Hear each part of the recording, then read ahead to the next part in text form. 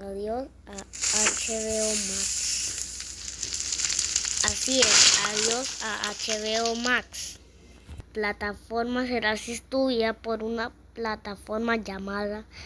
nueva plataforma llamada Max. Y tal vez siempre pueda colapsar. Y tal vez colapse tanto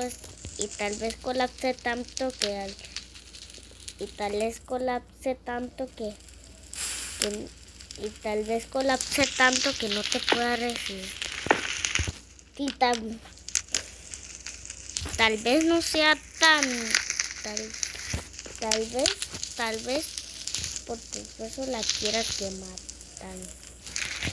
Tal vez entre unos días dejaría de existir. Y hace 2 días esto de la nada no significará nada, como siempre tuvo que ser.